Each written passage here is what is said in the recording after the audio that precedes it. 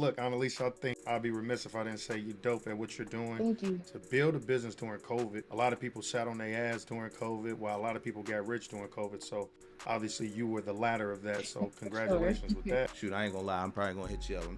I'm looking for a partnership. I don't know. I'm looking for some Let's make business. it. Let's Let's work. make it happen. Let's That's make it all I'm saying. happen. Let's make it happen. I didn't mix my with Fago.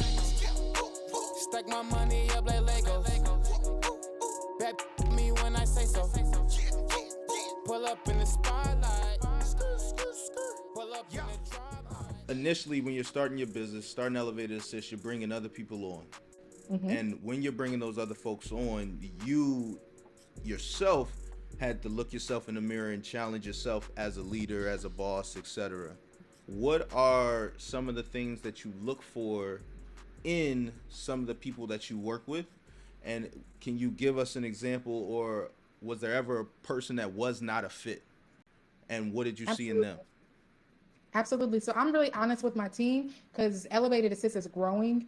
And I need you to be a part of the team, the culture, and the brand. And I need them to understand they're going to always be an extension of my business and me. So the expectation and the tone is already set there for people. So within Elevated Assist, we're looking for people to be proactive, to critically think, and then also people who can go above and beyond. Are you able to complete things and do research without me having to tell you? My team always knows before you come to me for a question, I expect you to use Google first, because I want you to be able to critically think when I'm not available, and I'm not always going to be available. With me, I'm a virtual assistant coach, so I teach people how to make 4 to 5 figures a month as a virtual assistant. So in addition to my agency, I also coach people. So I already have 3,400 people, a pool of 3,400 people. If I need a virtual assistant, all I have to do is post it in my group. So I've already created like that pipeline of people that, one, are already interested in becoming a virtual assistant and they're serious about it. But before you can come on my team now, you're an intern for about 3 weeks. During this process, we're able to evaluate if you are a good fit for Elevated Assist. If you're not a good fit for Elevated Assist, that doesn't mean you're not a good virtual assistant. You just don't make sense for our culture and the direction that we're going. So people who we may have not retained from the business are people who they just aren't proactive enough, and they need their hand held a little bit too much to where we currently are in our business. We can become very, very fast paced. So there's some knowledge that you should know, and you can be you can be a first time virtual assistant and be very, very well on Elevated Assist. How are you with completing tasks? Are you reliable? Are you someone who can do the work with a little information and just to go above and beyond? And that's generally what we look for. But during the internship, we give them opportunities to prove themselves.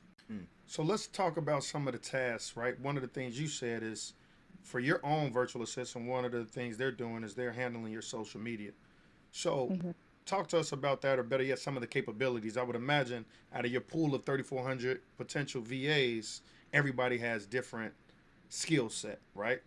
Does that skill set stretch all the way to saying, being able to edit videos, so to speak? Like, give me an idea of like some of the different offerings that a VA may be able to do. For sure. A virtual assistant can pretty much do anything, just depending on the industry and the work you need them to do. So there will be some virtual assistants who are exclusive to social media support. That could be creating your content, editing some of your videos, posting your content, writing captions for you, responding to your DMs. So my virtual assistant, for the most part, because I do have other virtual assistant like theme pages, and then I have business pages and things like that outside of my personal account, she will engage with other accounts to increase the overall exposure and engagement of some of our profiles, as well as respond to DMs, because I get a lot of DMs throughout the week. So she will respond to some of those. In addition to social media support, you can do some basic admin tasks, responding to emails, responding to emails, creating newsletters, PowerPoints. I had someone that reached out to me today, say, hey, Annalisa, I need another virtual assistant from your community. They need to speak Spanish. They need to be able to answer these calls Monday through Friday, and we get about 20 calls a day. And I'm like, cool, let me reach out to find you a bilingual virtual assistant in my community. Somebody else would reach out to me and say, hey, I got a cleaning business. I need someone to be available to book these cleans for my cleaning business. I'll put that in my community. So it really just depends on the business and what they want to delegate. You can literally delegate everything in your business. The only thing that I currently focus on as the CEO and the owner of my business right now is the finances, working with our virtual CFO, creating partnerships with other people, and and partnerships in regards to our referral program. So anybody that refers someone to Elevated Assist, that's automatically a $200 if they sign for at least a 3-month contract. So I'm focused on building those partnerships and building that referral program and the finances and everything else in my business is for the most part delegated. That includes the marketing, day-to-day operations, and client services. So yeah, it just depends on what you want to delegate. You can pretty much delegate anything to your VA. That's awesome. What I'm talking about. I guess one of the things that you touched on it earlier, right? Like sometimes, us as entrepreneurs, Ross and I, we talk all the time, just iron and sharpen iron. Ironing sharpen iron sharpening iron, whatever the hell. And like, CTE. We kind of talk about how there's a lot of people, as you mentioned, 3,400 people in the community that come to you for coaching, assistance, support, guidance. I'm sure people in your DMs looking for inspiration, right? What gives you the audacity to take the leap, right? And I say this for a reason, right? Had a conversation with a shared friend of Ross and I, Kai, and we were talking about, we got to do this, we need to do this, and like, what's the difference between them and us, and where they're at and where we're trying to get? And I don't see, they don't have a better network, they don't have more charisma, they don't have more, whatever, right? Like, what's the difference? And the one thing he said back to me was like, they just had the audacity.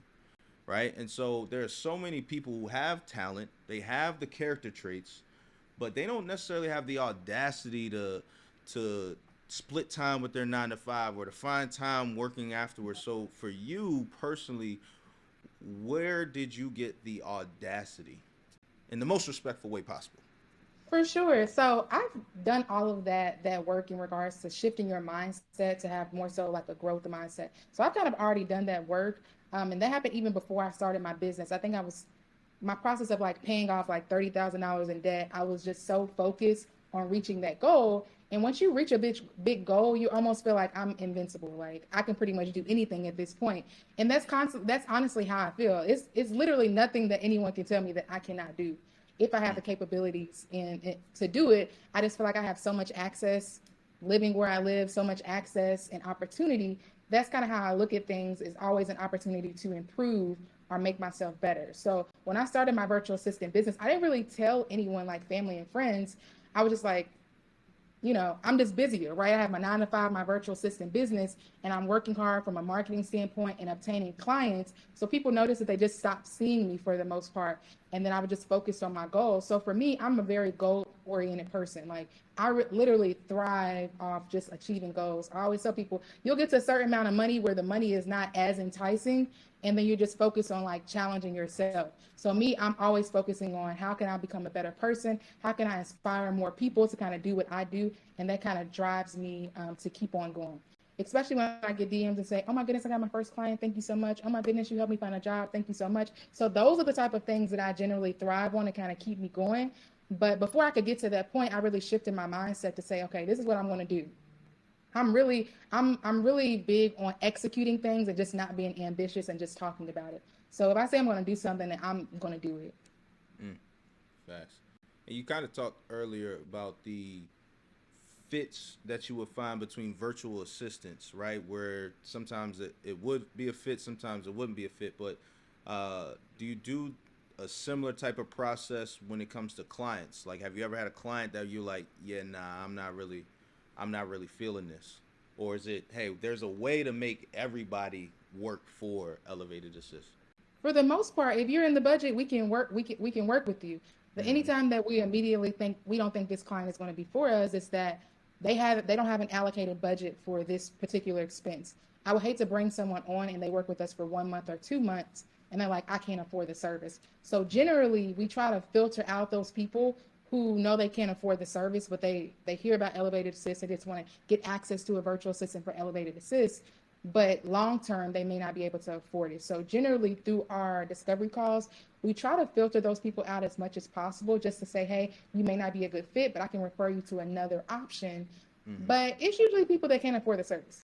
Yeah. Can you give me an example how you find that out? I'm just curious. I just need to hear that. No, You can't generally we'll afford it, Colt. research it and I mean, we'll hold on. continue to conduct the call, but we'll ask the question and Leonard and we'll be updating our questionnaire to more so around, how much money is your business making a year to determine if, Gotcha. or a question around, is this an allocated expense for you for this year? Because again, I don't want people to come on, pay 1 month, pay 2 months, and then the third month they're like, oh my goodness, I don't think I can do this. I don't think I can afford this. And I mean, we want them to be successful in business. We don't want to be a burden for them. So we want to make sure that they're sure about this commitment prior to. So we can have conversations about numbers, so that we can kind of filter them through. So we ask a series of questions. So I like that. So now my question is this, right? When you trying to help a entrepreneur take a step back and actually delegate some tasks to their VA, you kind of defined it as, the tasks that aren't revenue generating. My next question is, and I would imagine so, but just curious kind of how that looks.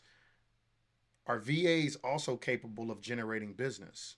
Absolutely. So we have, so for example, I personally don't work with close friends or family. I love them to death, but I Makes have sense. no interest. I have friends that have 7-figure businesses. I was like, I don't care. I want to keep it personal. Don't want to have certain conversations with you. So I have a particular friend that I've given them a virtual assistant from my community. That virtual assistant drives them sales after hours by posting on their social media account after hours about their particular rental car business course. What drives that virtual assistant to do that is that they have an affiliate link. So anytime they make a sale after hours, that virtual assistant not only brings money to the business, but also they get additional income because it's their affiliate link.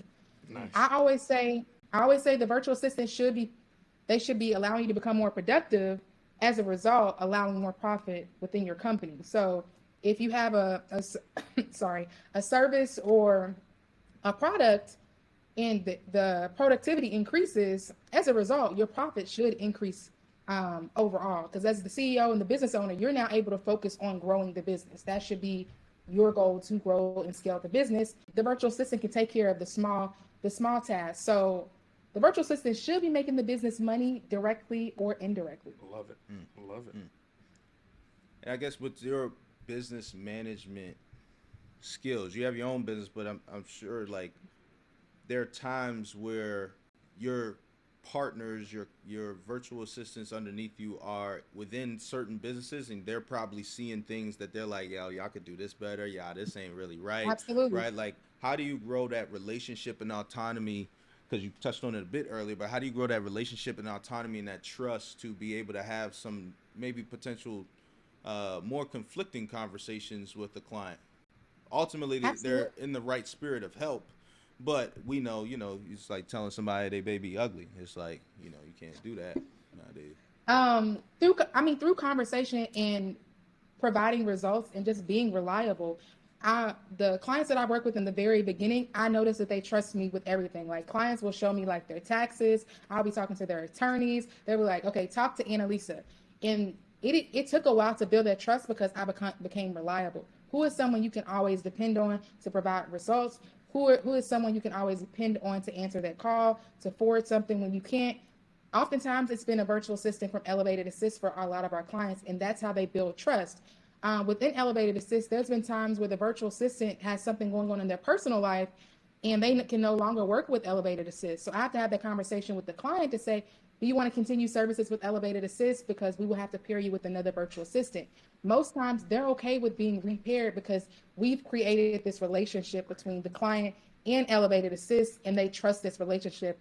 Okay, they're going to pair me with a similar virtual assistant that's going to be able to help my business. So being reliable, being responsible, and providing results can get you a long way in building that trust between the client and the assistant.